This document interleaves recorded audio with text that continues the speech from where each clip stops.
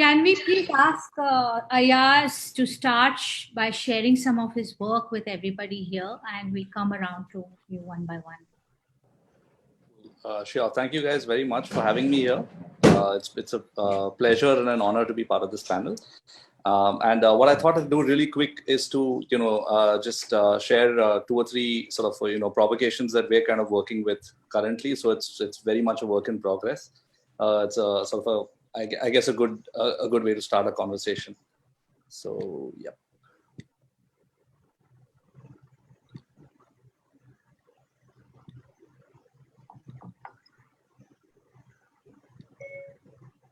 Is this visible? Yes. Yeah. Okay, fantastic. What I thought I'd love to share here today is a little bit of our work with the future of craft. And this is something that we've been actively researching for the last around 4 years or so. And I mean, one of the responsibilities of practitioners in the field is to constantly build bridges in the sense that, trying to connect craft with other paradigms. So, a lot of practicing professionals try to connect craft with markets, try to connect craft with, potential buyers. They try to connect craft with the art world. For us, I felt it's an interesting one to connect craft with emerging culture. I'll just share some quick experiments. So this is, of course, I think very familiar to a lot of people. This is the Meenakshi temple in Madurai. And it's a very, very rich, purely, very, very maximal kind of expression of Indian culture. And it's obviously endlessly inspiring. So when we started engaging with this, it was more through concept art. So we tried to, start engaging with more traditional illustration techniques and trying to graft new ideas onto this, this fantastic expression. And we then partnered with some really, really amazing people called Antarik Sanchar, who are developing India's first indigenous video game. And this is a video game set in the world of Ramanujan. And it's kind of, informed by his synesthetic visions of mathematics and culture and his dreams of the Devi and, these amazing influences. And what they've done as part of their process is they've documented all these artifacts and craft objects from various temples in photogrammetry, which is a very interesting tool used in game design. And we can then extract wire meshes from these kind of age-old artifacts. What we do then is we take these wire meshes to create a new expression. So one can actually, pull these into computational frameworks and then create kind of, really, really interesting new expressions, new material kind of quality, and also fundamentally new expressions of the same built elements. So this is again very much a work in progress, but I thought I'd take this opportunity to share these kind of provocations. This is another really interesting project we're working on with Ayush Kastiwal in Jaipur. And he is working very closely with these, with the Tazia makers in Jaipur. So this is again, a temporary, very ephemeral craft form that is built to be destroyed in 3 months. So it actually exists more in time than in space. And one of the ideas was to document the sacred geometry that emerges from these craft forms and create geometrical abstractions in such a way that one can create wholly new artifacts and wholly new material expressions from this art form. So, so these kind of projects, they border on documentation, converting these kind of age-old knowledge systems and proportions into, archivable knowledge, and at the same time engaging with all these really interesting paradigms with a very strong sense of play. One more thing we're working on is a sort of a board game based on craft, and this is an interesting game because it highlights craft values. And one of the ways in which we're framing our emerging definition of craft is to really frame craft as a set of shared values. So most craft processes actually gain heavily from open access, which is very different from, say, the industrial kind of paradigm, which is very fixated on IPR and notions of ownership. But craft practices tend to become extremely open access. Knowledge is shared across different crafts clusters. Knowledge is shared across generations. They haven't really subscribed to this more limiting domain of intellectual property, for example. We also believe that crafts are actually a potent problem-solving tool. So we feel that future crafts can actually address future problems. So just purely for statistics, like India produces, it's the fifth highest producer in the world of electronic waste, but we don't have any crafts today that engage with electronic waste. So one of the ideas is to kind of look at seeding new crafts that could actually use this vast production of e-waste to, say, create new expressions in either inlay or rescuing precious metals from PCBs, for example. So we look at craft in a fairly interesting way, which is looking at craft as a set of shared values. So whether you're working with DNA or code or leather, it's really a similar set of shared values that one shares, and then one can call themselves a craftsman. And because this whole idea is a bit more fun, we're trying to create this sort of board game that allows you to self-assess whether you're running a crafts practice or a slave labor practice. Because a lot of time, my industry, like architects and designers, we tend to use craft purely as labor. And one of the things to do is to really self-critique this thing. That's saying, okay, am I actually sharing credits? Am I sharing the money? Am I sharing the fame and fortune that comes along with these craft collaborations equally amongst all our crafts collaborators? So this game actually then explores the ethics and the values around craft. Some of the futures that we try to seed as well. So this is something that our studio is, it's an emerging discipline within design called speculative fiction. So what we try to do is to populate very, very rich craft futures that allow us to tell interesting stories about how craft could move. So this is a provocation around creating, a line of craft drones. So these are very, very high value, high collectible kind of options, which are made from very lightweight Bidri work. The idea is to kind of partner with crafts communities to develop these very contemporary objects and very tech heavy. Like normally we don't associate craft with high precision industries or high engineering industries, but I think there's a very, very strong possibility that crafts will actually take over those fields in a very interesting way.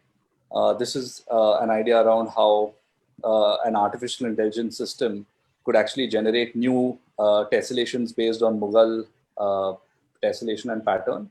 And then the inlay markings could be done by drone. And then the human labor actually fills in the semi-precious stone. So this is a kind of a collaborative network between machine learning, drones, and human inlay craft.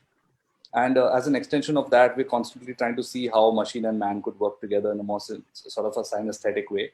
So this is a couple of experiments around something called Mughalai, which is Mughal AI. And we were trying to see how artificial intelligence networks or machine learning networks could actually learn how to paint Mughal miniatures.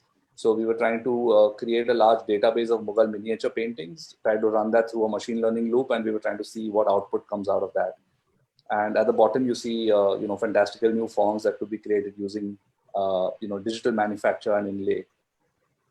And this is some slightly more far out work. This is, the Matani Pacheri, which is actually very popular in Gujarat. And, so this is a very interesting story. It's actually a story of a marginalized community who was not allowed to enter temples, and which is why they carry their shrine with them. It's a mobile shrine.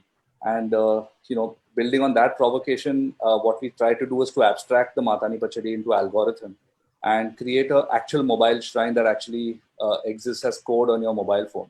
So this is actually taking the creation myths of the stories, interpreting them in code, and actually having an algorithm that is a new kind of expression of these kind of forms.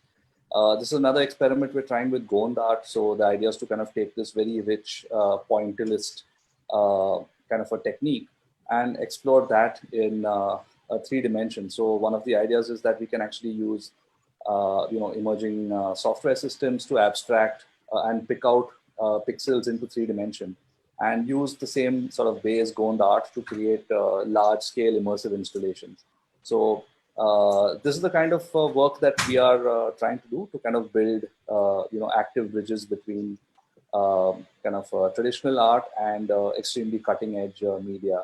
And one of the main premises is that crafts and craftspeople have always been early adopters of technology.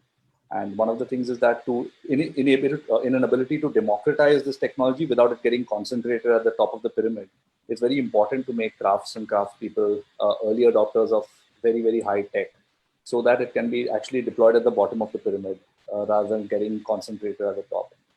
So yeah, thank you so much. Fascinating, Ayaz. That was so nice to see. Totally fascinating. So I'll invite our second panelist to please share a little bit about her work. Kanika, please share a little bit of your work. I think we would be so interested in knowing what happens in Bahrain and where you're from, that side. So without ado, let's share your work. I think you'll have to unmute yourself, Kanika. Okay. Yeah, can I be heard now? Yeah. Perfect. Thank you very much for having me over. And this is, like I put out in my post yesterday, it's me going back to the roots. I asked my compliments because, yeah, you had me mesmerized for 5 minutes there, because my own journey began with handicrafts 20 years back. It was a studio where I would print organic fabric that led to my connect with color. And then, just as Ayaz mentioned earlier, it's that broader spectrum which encapsulates the art, the artist, the craftsman, because at the end of it, they are all a part of one artisanal community. I think opened a pathway to that root back connect to color across borders, art and craft. And I was able to put together a very brief vision, thanks to Bahrain and, like I mentioned yesterday, JJ Valaya. So for those of you, well, I'm sure who know about Bahrain, and for those of you who don't, Bahrain has one of the oldest legacies as far as artisanal wealth is concerned. So my introduction to the synergy, the cross-border synergy, was on a very small address with a thing called Nakda, which we back in India call Mukesh. That's what led me to believe the similarity and how we can actually combine and collaborate across borders. So what you're seeing in front of you on your screen is a collection called Be Bahrain, which was launched at our last edition of the fair, where the Bahraini artisans collaborated with an Indian designer, being JJ Valaya. What you see in the background was photographs taken by JJ of Bahrain. The idea here was on how we can come together, collaborate, and create something that is global. What you see in the piece in front of you, which says the bookshelf, the center point, the knob of the door is actually a Dillman seal. And under is the nail work that Bahrain is very well known for. So our aim was to combine each technique and put it in a format that becomes a usable format, a positionable format. What you see in front of you here again, Bahrain is very well known for gypsum. There are artisans who have come down generations working with gypsum as a means of craft. So here are two very contemporary tables that we did together. What's in front of you is one of the most interesting pieces, which I feel takes a little more explanation. So if this slide can be just held on for a little bit. The fabric on the chairs is a weave that Bahrain is very well known for. In fact, if I'm not mistaken, it is a weave known to Bahrain primarily, which is called Beni Jamra. So the fabric is woven. What you see on the chair and at the headrest is a woven fabric with wool. So here we are actually combining the multiple continents that we speak of across borders. We brought in the wool from the UK. It was woven in Bahrain and then used as a tapestry for the chairs. And of course, the chairs themselves were done here by the artisans. And there are multiple synergies here because we combined wood with brass, and then it creates what is in front of you right now. Again, using the same concept, marble marries wood, the age-old tradition of the nail artwork. So I began my career with something called Art Across Borders, which was an Asian art exhibition that I took towards 2-3 continents. Artists across borders, and this is, I think, what it was meant to be, artisans across borders. Again, what you see in front of you is a very clean a coffee table. You could use it as a dinner table. The knobs on 4 sides are Dillman seals with separate engraving that give you a full story. So it's got multiple artisans that have worked on one piece. What's in front of you now is what we call the tea cabinet. But here we've of course created an installation around it, which is mirrors. This is an exemplary example of how expression is across borders, because I think each one of us coming from different parts of the continent have a different synergy with the mirror. So this is again bringing it all to one platform. This is the day bed we did. There's a gold leaf at the base, the nail work in the middle, and what you see on top is a hand woven fabric, which is the rest of the day bed. One of my most favorite pieces, there is wood, you know, in its rawest form. The bark of the table or the base has a calligraphy and then a marble top. So it's how Maria and my discussion on the subject began, that collaborating energies, forms, artisanal talent is so universal, because eventually I think it all speaks the same language. This is an interesting piece, and I'll take a minute to explain it.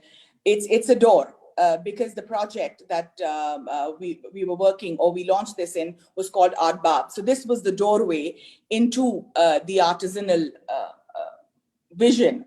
These porcelain plates have been done in Bahrain, and there is a poetry written by one of the famous poets of Bahrain.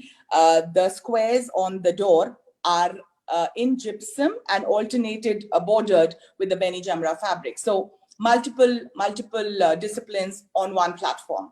What we wanted to do as well is give a piece of legacy for everyone. As you know, very often art, lifestyle, luxury is associated with I can't touch it if I don't have a pocket.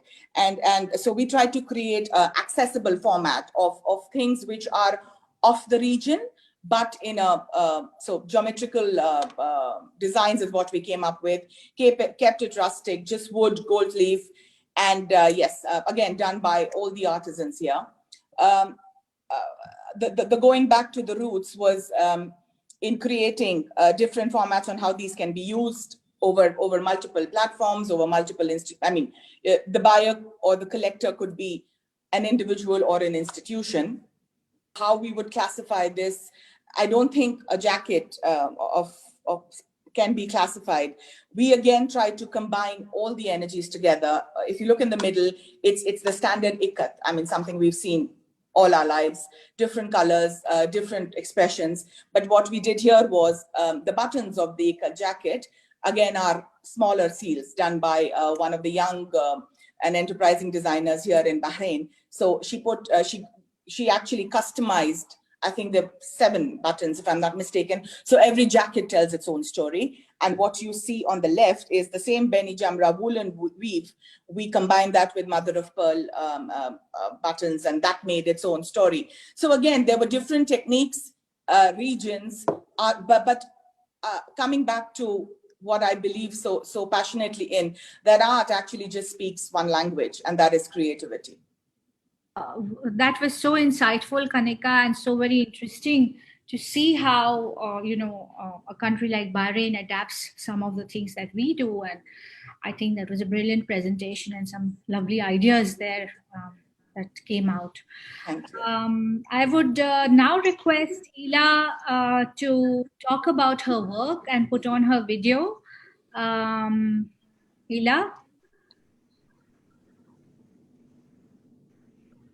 Ila, I think your video is off.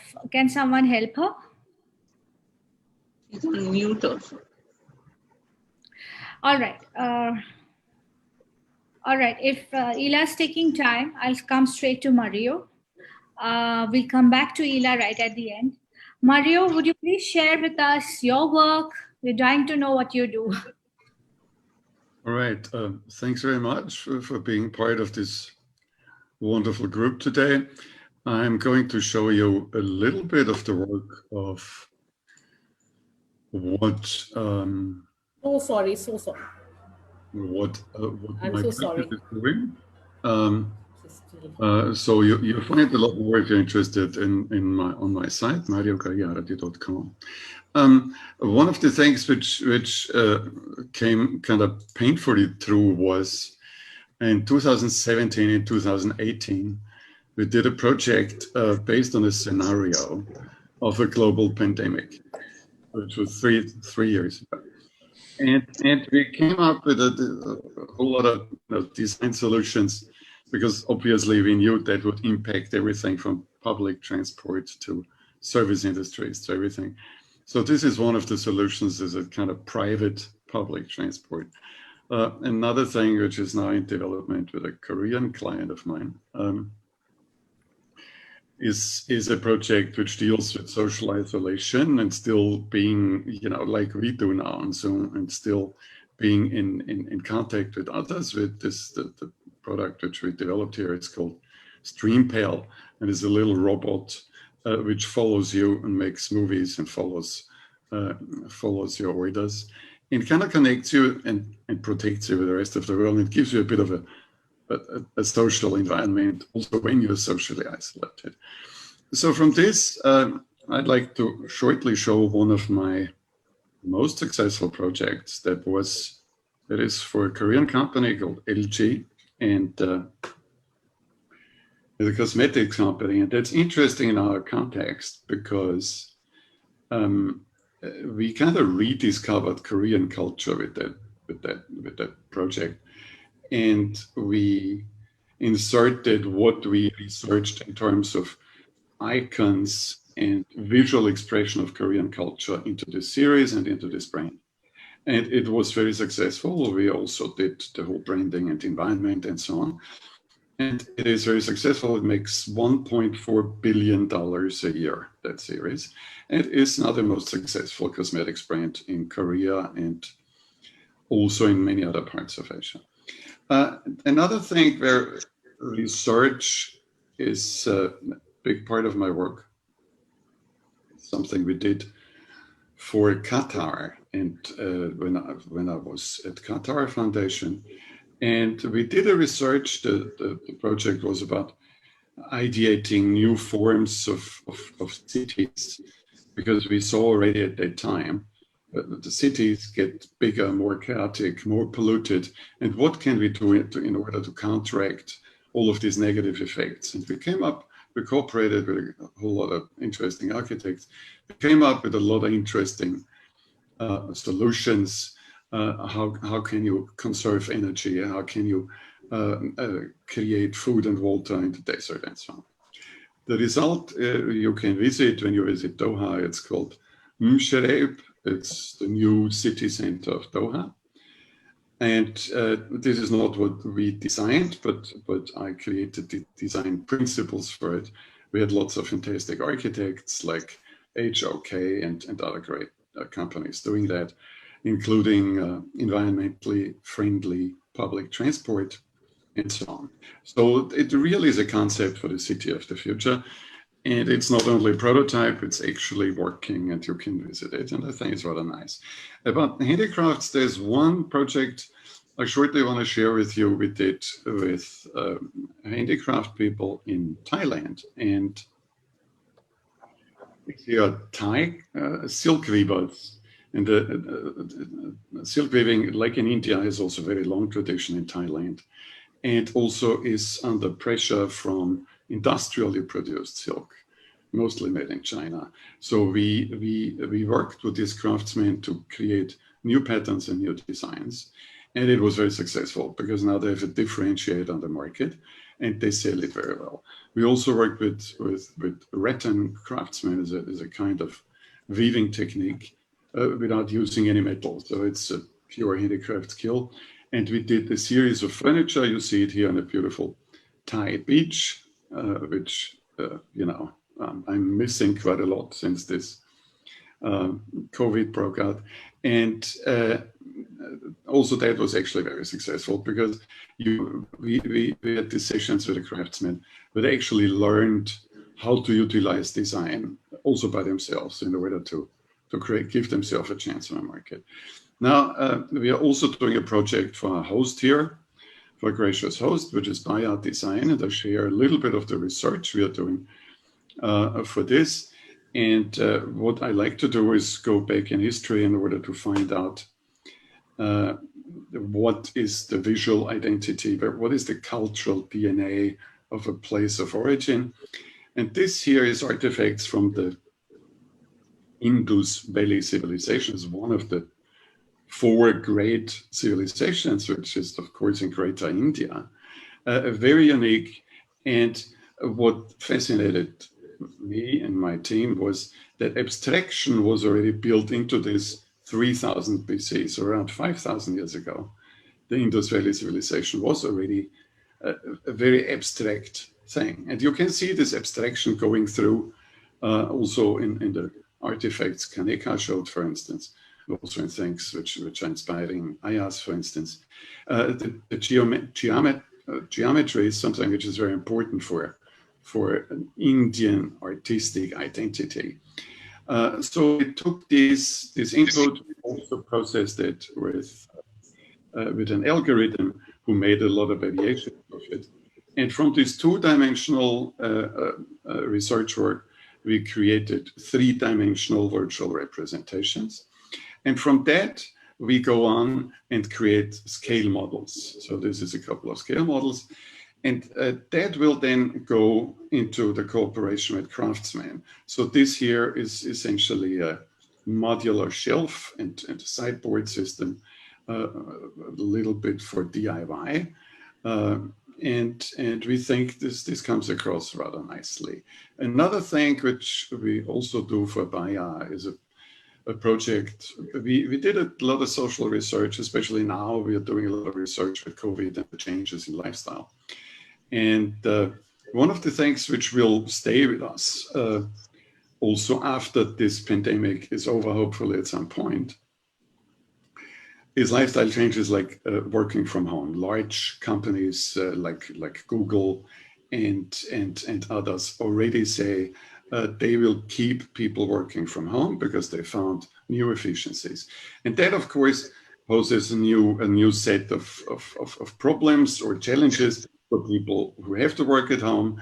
Often they don't have space enough. So we created a modular table system, which adapts to what we call hybrid lifestyle and also takes on architectural elements from India. So here you see something which is an abstraction of a Bodhi tree, a tree of life.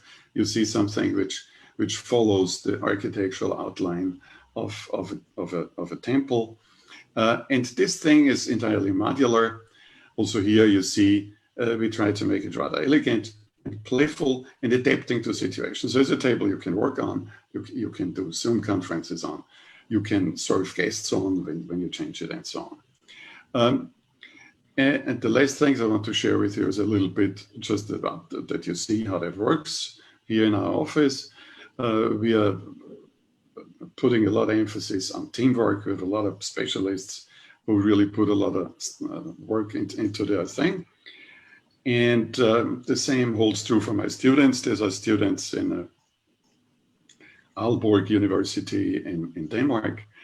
And one of the things I developed for them is new methods of collaborating so that everyone has to contribute and to the greater whole. And I think that's what designers and craftsmen should do too, and should do as well.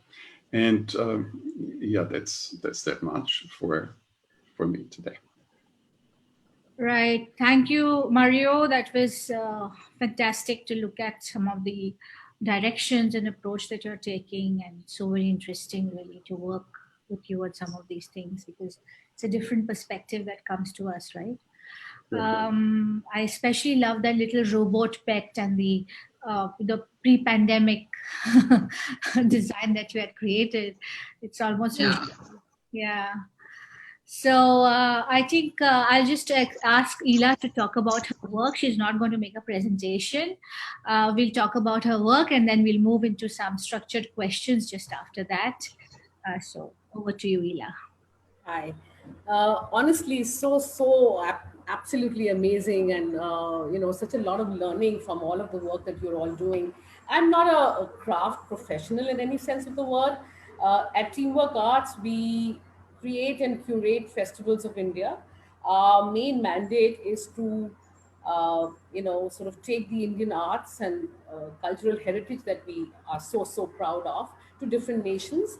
A lot of times, and most often actually, we work with our missions in different countries, whether it's South Africa or with our ambassadors and high commissioners who actually ask us or invite us to curate a festival of India. So when we do that, we sort of understand the market and the people of that nation to bring across the kind of um, focus that we feel is required for that country. For South Africa, it's been almost 15 years that we've been doing a Festival of India in that country and across cities actually, which means we have stage shows and curated exhibitions actually, and I'd like to talk about that a little bit in Durban and in Johannesburg, for example. In Australia, our High Commissioner had invited us to do a Festival of India across 3 months. And whenever we do a Festival of India, the most important thing is to present a cross section of the arts, which means the classical and contemporary music and dance and theatre, which our performing arts actually are so rich and vibrant. And film, you would understand why. I mean, Bollywood is such a huge sort of popular export almost from India. Um, Art, craft, and visual arts is a lot of has been a lot of our focus, and also food, because that's the other big, amazing sort of thing that we have in India. So, like I think Shivani introduced us in the beginning, is that I've done festivals or curated festivals of India in South Africa, in Australia, in Israel, in Egypt, in Turkey, and I'm not even mentioning the ones that we are currently were supposed to do. We were looking at Morocco before the lockdown happened, and lovely to have Kaneka here because we just did a literature festival in Doha Okay. literally, 6 months back. It was our first foray into Doha, and it was amazing working with the Qatar National Museum, is where we staged the literature component. And even when we do literature festivals, for example, and I'm sure you're all aware of the Jaipur Literature Festival to that extent, but some of our curated conversations always dwell on the shared histories of our art. Yeah. That is something that we cannot go away from. I mean, Doha, for example, and I'm sure Mario would also agree with me there. It's such a new nation, but it has a history that is beyond time. So bringing all of those interplays together, we are able to connect, engage with people on a very sort of both nations on a very um, what a lot of people call soft power, in a sense, because this is engaging with the human sort of emotions of people, which is where art becomes so important.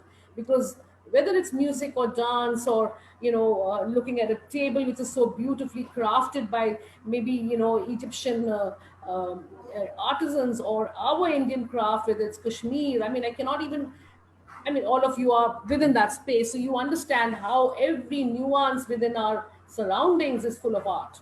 And that is what we want to engage the people of all our sort of neighboring and across border countries with. And that is what our mandate is, to take our art to nations across the world and bring their art to India. So that's the cross collaboration that I think Shivani was talking about initially, and it doesn't stop with a music or a theater or a dance, etc. It is actually the most focused when it comes to craft, because that is in our everyday. Like I said, on a table or a mug or a glass or the paintings, the calligraphy, and of course, I'll talk a little bit more about some of the specifics that we've done in terms of collaboration with different countries at some point. But in a nutshell, that's really what my work sort of allows me to do, and I'm proud to be able to do that. Right. Thank you, Ela. I do think that art is intertwined with handicrafts, culture, music. It's all a Absolutely. part of the connect that we have, as our identity actually. And if you notice that much of music, dance, and even handicrafts take inspiration from the very same geographical elements that are in the region, whether it's the dance, it's on the Khajuraho walls, or whether it is on the other walls, frescoes in Kerala, and so on and so forth. So I Absolutely. think Absolutely. we do need to have a strong perspective on how these can be marketed abroad.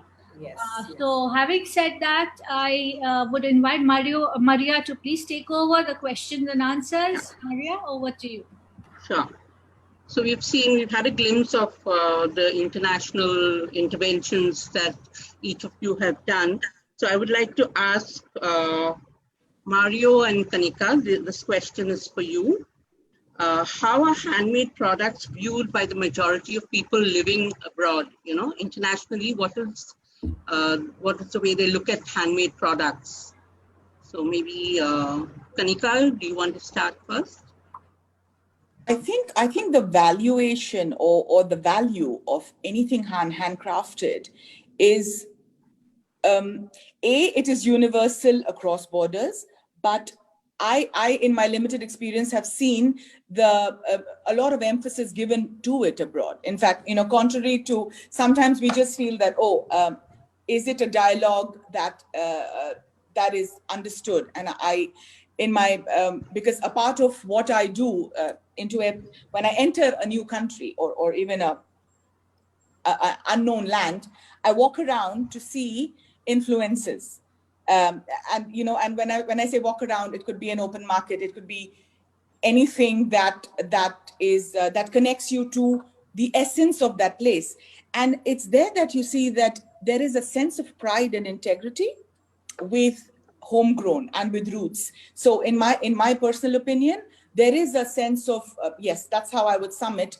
I think there's a lot of integrity to the craft, the work of the hand, if I may. Right. What about you, Mario? What has been your experience of you know, people looking at handmade products in Vienna and other parts of the world that you have worked in? Well, I do very much agree with Kaneka. So it certainly is a branch which is very much connected to the pride and the identity of a place, Right. which is good. It also brings with it the problem that sometimes it can be very traditional. So it is hard for people in that sector to explore new avenues. And innovation, I think, is essential for the craft sector in order to become, you know, to gain more value and also to become more accepted, especially in export markets. So, because lots of the cultural codes embedded in different crafts of different parts of the world are not instantly understood in another part. So we need to translate that. And I also love the work of Ayaz, who talks about bridges with crafts, which is very good and gets it into the digital realm. And I also think innovation is very important for that. And one of the problems which comes with it is that a lot of handicrafts, which is fantastic in terms of the human effort and the quality and craftsmanship, is actually sold very cheaply on global markets. And simply because it is more of the same, right? It's very much stuck in tradition and rooted in tradition, which is good. So taking this leap from tradition and into innovation, I think this is the most important thing to do. And this is also where design can really help. But then that's two-faced. That's exactly what handicraft needs to combine with new age design to reach a wider audience. That's a reality. The other part is, I think, the emphasis on handmade. So there is a lot of emphasis on handmade and appreciation. However, I'm completely in agreement with you that it needs to be taken to the next level, because it needs to be crafted, it needs to be adapted, modulated, and presented in a format that can give it the dignity it deserves. Exactly. Yeah. Yeah. I just wanted to add here, if I may, you know, we, because of the sort of craft angle that we do take to different countries, at one point we had taken Leila Thiabji to Egypt, because the richness of the craft in Egypt is phenomenal, but they are not able to market it properly, you know. So we, if you look at Fab India, if you look at Dastakar, if you look at, these are some of these, you know, sort of cooperatives that have created design interventions, exactly like what Kaneka said, from the artisan level, from that I'm sure Shibani and all of you are doing that. That's where it needs to start. The adaptation of the design, which then is marketed in a larger world, because the craft sector is so rich in its intricacies and its embroideries in every aspect of the weaves of Banaras, whether it's the Kanjivaram saris or the Kashmiri shawls. I mean, there's such a richness there. But the appreciation of the handmade, exactly how Mario put it, is sold very cheaply. People do not Right. understand the labor, Absolute. the Yeah. labor that goes into it. So the marketing has become the prime sort of focus, and somehow we have to bring those interventions into place. Very Which is what I important. Yeah. feel. Maybe sorry, just to complete. I think which is what Fab India does the car now, but especially Anoki is doing with Right. their beautiful sort of Jaipuri prints and their. That's the kind of intervention that is required. Go ahead, Kaneka. Um, Another thing that I experienced, and this is just from what I've observed, is that there is a comfort zone. Now, and I completely get what Mario is trying to say, because ever since his cubicles, I saw them yesterday, they haven't left my mind, to be honest. It's been haunting me. It's something I have been trying to communicate for a very long time. We set in, and I say this for the artisanal community as well, and I just hope they don't come knocking my head, but we, maybe it's because it's such a human thing, we set into a comfort zone. Now, you brought up a brand like Anoki. I live out of it, but I live out of it. So Anoki, good, they become realities when you come from that. But what I'm trying to say is, how does that communicate and connect to something that Mario has put together, which speaks a language which is standard for everybody? And that's what I have been trying to achieve. What I'm trying to say is that the artisan somewhere is in a comfort zone, right? Because he's been doing this all his life. That's all he knows. And he says, you know what? At the end of it, if I just keep doing this, at least I'll keep getting whatever it is that I get. It is therefore, when it comes to a design level and above that, a marketing level, on how we pick that up and package it so that the artisan then down the line gets the confidence that, okay, it's really okay for me to step out of my comfort zone. So I'm completely with you on this, Ela, because marketing and communication, and you summed it up really well, because for someone like me, I'm so engrossed in a thought process that I think half the time I'm trying to tell the person across that no, you need to communicate this, because if you've kept your it could be anything. It could be like I said, the Mukesh versus Nagda. Even for someone like me, I wouldn't have known till I would have explored. Right. Thanks, Kaneka. I think we have a lot of questions, and marketing and packaging and design must go hand in hand. Absolutely. Maria, please move ahead. So, Ayaz, maybe you can start with your response first, and then Ela, if you have something to say. Do you think handicrafts based on Indian culture find larger markets or acceptability abroad? Can it find more acceptability? Yes. Yeah. So, or is it too niche a segment to be addressed internationally, since you've had some experience of international market? Sure. No, so I feel, I guess there's also an imagination issue, right? Like, so the way we imagine craft sort of stems primarily as artifact, right? So it's an artifact that has to then be marketed, or has to be packaged, or has to be, adopted in some way. But I feel like crafts is, in many ways, it's a huge spectrum of possibilities, right? So if one has to map out every single element of that spectrum, there is a transcendental nature of art, of craft, which essentially, like for example, there's certain craft that is done purely for yourself, which doesn't even have an MRP attached to it, right? It has a more meditative, transcendental quality, which is the way, say, we would say sketch, like it's something which is done purely for ourselves. Like we were working with this small crafts cluster in Kotigaon in Palolem, which is in Goa. And they weave mats, like they're wonderful mats, they're beautiful mats. But if you ask them how much are they for, they have no selling price, because it's woven primarily for themselves. So when we put the MRP paradigm onto craft, I think there is something lost along with something gained. right? So that's one of the things. And if one had to imagine it as a spectrum, you have this idea of meditation, you have this idea of also it being performative. Like a pottery making is as performative as it is artifact, right? So for example, one of the few experiments we're doing is trying to create a motion capture of the potter's fingers, and if that can be digitized to create a performance piece for a music festival, right? So he's actually spinning pots, but there's a live music visualization going on at the back, which is created from the movement of his fingers. So he becomes as performative as a dance performer and can command the same price. But just that the bridge is different. The mode of currency is different. The currency is not a pot anymore, which is sold at 20 rupees in a Mapsa market, but it is a 2 lakh rupees service design fee that he's going to charge to a music festival for spinning pots live.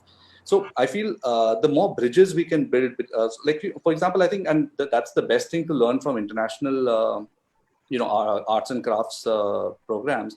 Like I was looking at this work of this artist called Luke Jerem. He's a glass blower, and we have a massive community of glass blowers in India, right? Like, I mean, Muradabad is full of them. Now, Luke Jerem is a consultant for science organizations because he's blowing glass models of the coronavirus, right? Now, he's blowing models for study so that people can understand the structure of the coronavirus and teach it to other people. So this is a bridge that we completely ignore in our current imagination of craft in India. Like, we don't see a person who's weaving a dhari to be relevant to someone working in ISRO, right? So what we tend to do is in our heads, we fetishize it. It becomes a museum artifact to be protected and preserved rather than something alive to be mutated and morphed, right? So I feel like the more bridges we can connect between multiple different professions, the more the crafts will live. And I feel there's also a bit of an imagination problem in the way we conceive projects, right? So I would actually encourage a craft community to hire designers, saying that, say there's a temple, for example, like the Tirupati temple, which is flush with funds, or the Lingaraj temple in Orissa, right? Now, these are very evolved patrons. Like, these are people who have 5,000 years of experience with patronage. So let them commission a design studio to then work with a crafts cluster to work on the crafts cluster's terms, right? Not the other way around. I believe who commissions the project is very important in this paradigm. I would never commission a project to a craft cluster. I feel I have a lot more to learn from them than I have, that anything I can teach them. So I would rather put myself below the crafts person, saying that you teach me your connection to God, right? And I will, work with you and do something for the market. So well said. That's an interesting view, isn't it, Maria? Yes. Lovely. Very interesting and exciting. The possibilities are really exciting. All this interweaving of art and music. Yeah. Bridges, and I think that's an interesting insight, something to think about.